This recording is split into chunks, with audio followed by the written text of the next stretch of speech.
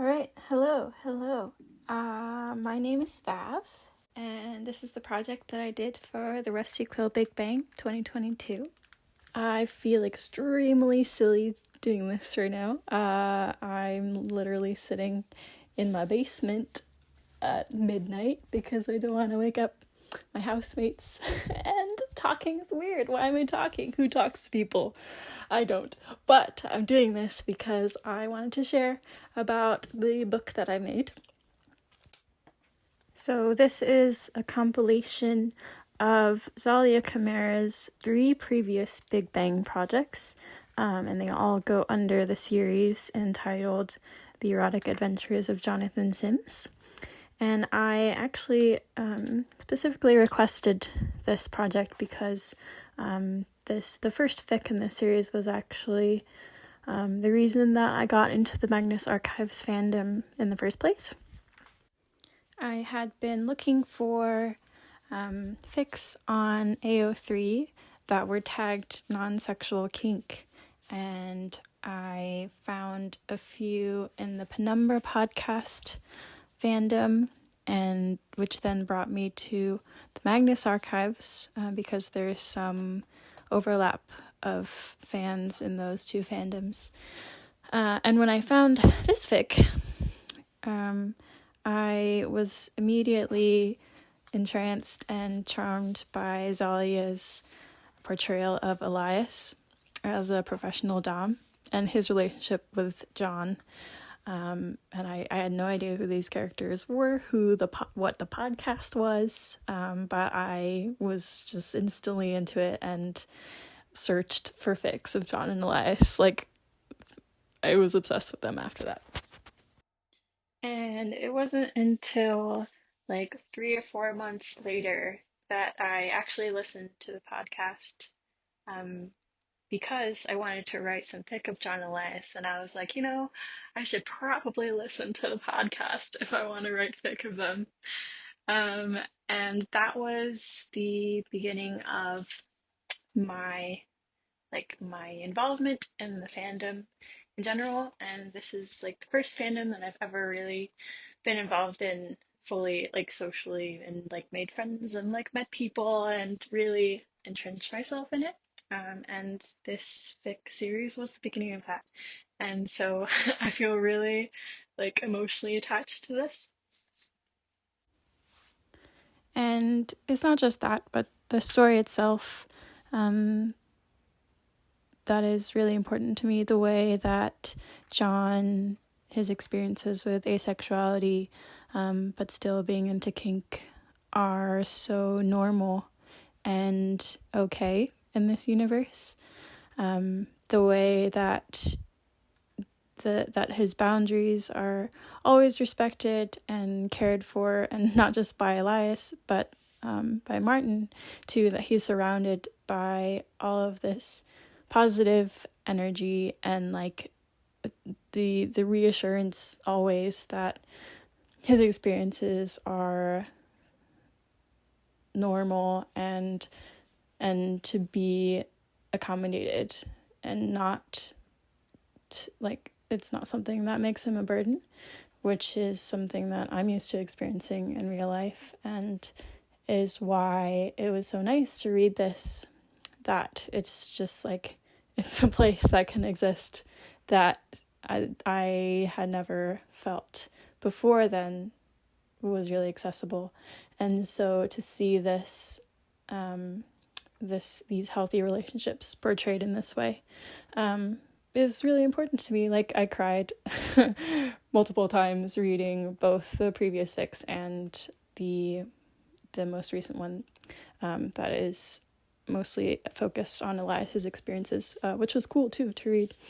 So yeah, again, I am having trouble finding the words really to explain how much this work touched me emotionally. I've tried to say this like 4 times and none of them are working. That's why we have fic. We can write things down and write them again and write them again until it works out. when I say things, it's like, what the nonsense are you talking? Anyways, I'm getting really off track. Basically, it's an amazing series. Go read it if you haven't. Yeah. So I want to talk a little bit about the process of making the book now. I am just getting started in bookbinding. I've made 5 or 6 books now.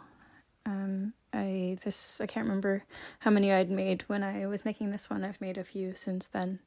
But it has been a really cool adventure.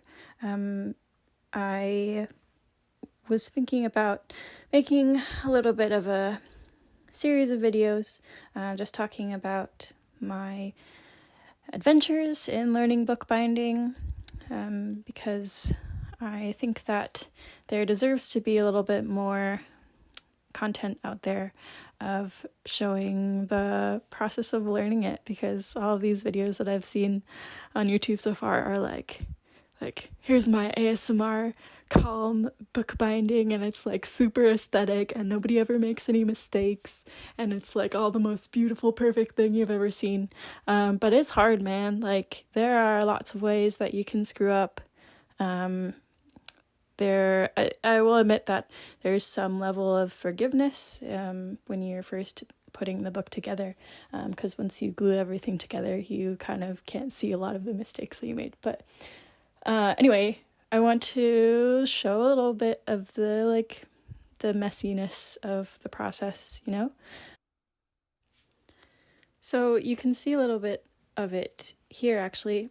I was trying to sew all of the signatures together and noticed that I forgot to put in these little linen tapes, which are meant to support the spine once the book is all glued together. And I tried to put these tapes into the sides of the signature and found out that I didn't leave enough space, enough thread for the tapes to fit. So I had to unsew that signature and put them all back in, which I felt really silly about because I had been watching a tutorial by DAS Bookbinding, which I will actually link because it's a great tutorial. And I had been watching it, and he's like, the one of the biggest mistakes that beginners make is like putting too much tension in the thread, so you can't fit in the linen tapes after. And I was like, yeah, okay. And then like instantly forgot and made the same mistake that he told me I was gonna make. So that's good times.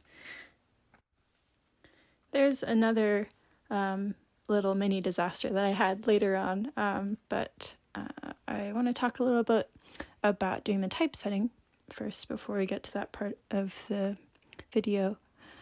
So something that I found really cool about typesetting, which is basically formatting the page and all the margins and stuff before you print the book for sewing and gluing and everything, is the way that the author's words kind of start feeling like mine after a while, because of the level of like the sheer amount of detail that is required to like pore over every word that has been written to make sure that there aren't like these weird spaces between the words or like extra line breaks that often get put in by Word when you paste it into a typesetting program, or like weird single lines at the end of pages that look strange, and hyphenations. There's all sorts of stuff that you have to like really pay attention to every single page. And I thought it was really cool to like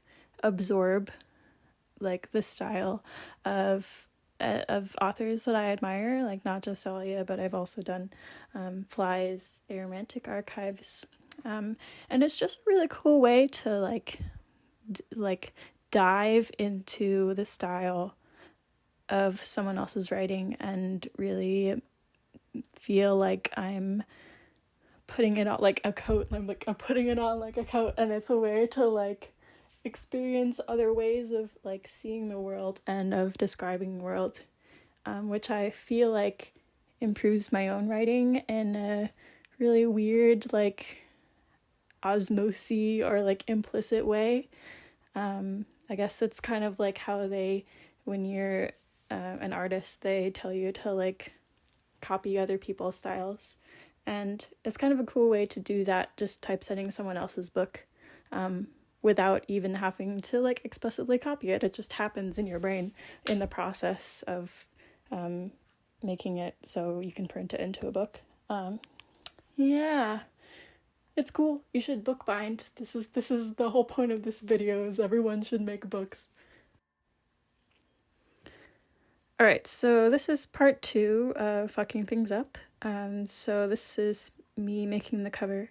I was kind of waffling about what to do for the cover, what kind of material to make it out of, because I wanted to do like not just the same thing over and over, and I eventually decided to make it out of this suede material, and I found these really cool 12 by 12 suede sheets at Michael's, and because I didn't want to buy like this whole roll of it before knowing, that I liked working with the material and was going to use all the fancy shit. And I was like, when I was buying it, I was like, maybe this isn't going to be big enough for this book that I'm making, because I made it the 5.5 by 8.5 inches. It's like basically a 8.5 by 11 sheet of paper folded in half. And I was like, I don't think 12 inches is going to be enough to like do both the front and the back of the cover as well as the spine. And then I was like, yeah, it's fine. It's going to work out. If it doesn't fit, I'll just make the book smaller. And well, I just went on this whole rant about how difficult typesetting is. And so I got home with my sheet that I discovered was too small to fit over the cover, and I was like, I don't want to make this. I don't want to like spend all of these extra hours changing the size of the book, because I'd have to move the margins and then move all of this other stuff that would change. So I had to do all of this math to figure out how I could cut off this strip from the top of the 12 by 12 sheet and insert it in the middle, like insert it vertically between these two sides of this sheet that was going to be too short. I'm really bad at explaining this. Maybe I'll do a cool diagram or something. So because I couldn't just like glue the sheets together, because then it would have looked really bad. So I ended up making this kind of a strip that goes down along the front cover. And it looks cool in the picture, but I did that on accident because I'm a dork that doesn't listen to myself or other YouTubers who tell me what to do, apparently. So yeah, I'm still a beginner, but I feel like there's a lot of fun, I guess, to be had in the process of making books, because there's the steps that you're supposed to take, and then the steps that you actually take, and it's a puzzle. It's a fun puzzle to figure out how to make those meet in the middle, to kind of fix things that you messed up and hopefully make it into something cooler than it would have been if you hadn't messed the thing up in the first place. So thanks for watching this. Stay tuned, like and subscribe for more videos on bookbinding. Once I actually know how to do things, I would like to make videos on how to actually do things, and not just how to mess them up. And also go read Zalia's fics if you haven't, especially her most recent one, The Erotic Adventures of Elias Bouchard, because it's amazing, and it's really nice to see a character like Elias be a little bit fallible sometimes and have emotions and flaws. That's the theme of this video, is having flaws. So it's great. Go read it and watch my videos, I guess. Yes, thank you.